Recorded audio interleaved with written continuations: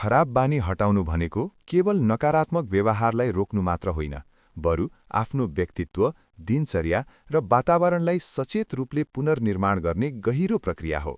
यो आत्मसुधारको यात्रा हो जसमा धैर्य, दयालुता र वैज्ञानिक दृष्टिकोण चाहिन्छ। यसको सुरुवात चेतन स्वीकारोक्तिबाट हुन्छ। तपाईले हटाउन चाहेको बानी के हो? यो स्पष्ट रूपमा पहिचान गर्नुहोस्। यसलाई लुकाउनु वा नकार्नु भन्दा, हो मैले धूमपान गर्छु वा हो म टालमटोल गर्छु भनेर एउटा कागजमा लेख्नुहोस्। यसले समस्यालाई अस्पष्ट भावनाबाट ठोस लक्ष्यमा परिणत गर्दछ। यसैसँग त्यो बानीले तपाईलाई के लागत चुकाइरहेको छ? सेहत, समय, पैसा, सम्बन्ध वा मानसिक शान्ति, त्यसको पनि सूची बनाउनुहोस्। यो जागरुकता नै परिवर्तनको प्रबल इन्धन हो। त्यसपछि बानीको ट्रिगर र पुरस्कार पहिचान गर्नुहोस्। प्रत्येक खराब बानी एउटा लूप हो। 1. संकेत ट्रिगर, केही भएपछि बानी सुरु हुन्छ, जस्तो तनाव, उदासी, एक्लोपन, केही देख्नु वा सुन्नु। 2. क्रिया रुटिन, त्यसबाट उत्पन्न हुने स्वाभाविक व्यवहार, जस्तो धूमपान, अत्यधिक खाने, मोबाइल चलाउने। र 3. पुरस्कार रिवार्ड, त्यो व्यवहारबाट मिल्ने तत्कालको सुख वा राहत, जस्तो निकोटिनको उत्तेजना, तनाव कम हुने, मन बिताउने। परिवर्तन गर्न तपाईले क्रियालाई बदल्नुपर्छ, संकेत र पुरस्कारलाई होइन।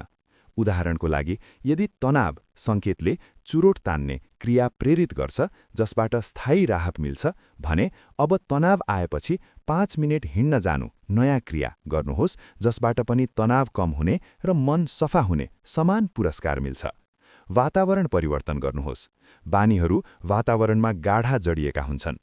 फोनलाई बेडरुमबाट हटाउनु, फ्रिजमा अस्वस्थ खाना नराख्नु, धूमपान गर्ने साथीहरूसँग कम भेटघाट गर्नु, यी सबैले खराब बानीका सङ्केतहरू नै हटाउँदछन्, जसले स्वाभाविक प्रतिक्रिया गर्न गाह्रो बनाउँछ। आकर्षणलाई कम र प्रयासलाई बढाउने वातावरण बनाउनुहोस्। सानो सानो प्रतिस्थापन र नयाँ दिनचर्या बनाउनुहोस्। यो नगर्ने भन्दा यो गर्ने भन्नुहोस्। बिहान उठेपछि मोबाइल चलाउने बानी छ भने त्यसको सट्टा एउटा गिलास पानी खाने, गहिरो सास फेर्ने वा एक पृष्ठ किताब पढ्ने नयाँ नियम बनाउनुहोस्। शक्ति इच्छा शक्तिमा नभएर प्रणाली सिस्टममा हुन्छ। एउटा नयाँ, सकारात्मक र सजिलो दिनचर्या बनाउनुहोस् जसले पुरानो ठाउँ ओगटोस्। आफूमा दया र निरन्तरता अपनाउनुहोस्।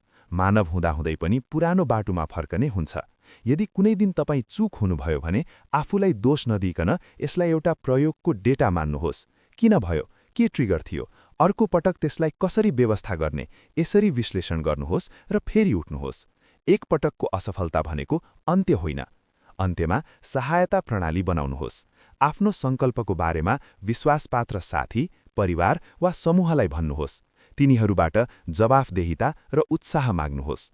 सकारात्मक मानिसहरूको वरिपरि बस्नुहोस् जसले तपाईको परिवर्तनलाई समर्थन गर्छन्।